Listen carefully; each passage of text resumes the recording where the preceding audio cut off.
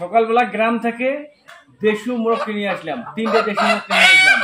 এগুলা কোনো উচ্চবংশীয় কোনো মোরগ না, সাদিক একরের মতো।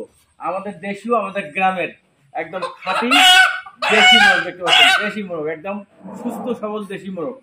এই দেশি মোরগ আপনাদের যদি রক্ত স্বল্পতা থাকে, যদি কারো শরীর দুর্বলতা থাকে, তাহলে দেশি মোরগ সপ্তাহে কম করে হলে একটা খাবেন। তাহলে দেখবেন যে আপনার শরীর দ্রুত রক্ত চলে আসবে এবং আপনার শরীর সুস্থ হবে। আমাদের গ্রামে সাধারণত এই মোরগগুলো খুব পাওয়া যায়। এই আমি 3টে 1000 টাকা দিয়ে কিনলাম।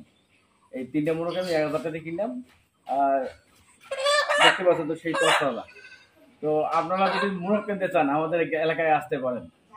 সবসময় মোরগ আপনারা পাবেন, যে কোনো সময়, এনি সময়। কিন্তু অবশ্যই আপনাদের শনিবার অথবা মঙ্গলবার আসতে হবে, তার কারণ শনিবার মঙ্গলবার এই অঞ্চলের লোক মোরগ বেঁধে রাখে মোরগ বিক্রি করার জন্য।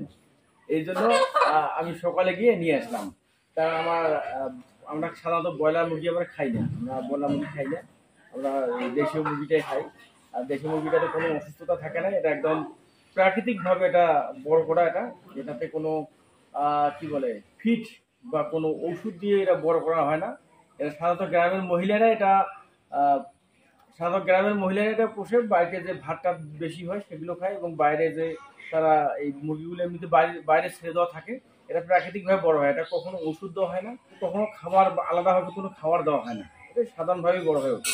এই জন্য এগুলোতে অনেক স্বাদ থাকে এবং এগুলোতে অনেক ভিটামিন থাকে। তো সবাই আপনাদের এলাকা থেকে দেশি মুরগি খাওয়ার চেষ্টা করবেন। ব্রয়লার মুরগিতে যে ফিডটা ব্যবহার করা, যে অ্যান্টিবায়োটিক, ব্রয়লার মুরগিতে যে অ্যান্টিবায়োটিকটা ব্যবহার করা হয়, সেই অ্যান্টিবায়োটিকটা রান্না করার পরেও 50% থাকে। আর এই সেই 50% আমাদের শরীরের জন্য খুবই ক্ষতিকর। এই জন্য আপনারা অবশ্যই ব্রয়লার মুরগির সাথে দেশি মুরগি খাবেন, তাহলে আপনাদের শরীরে অনেক রোগ প্রতিরোধ ক্ষমতা বাড়বে, রক্ত বাড়বে। ভালো থাকবেন সবাই।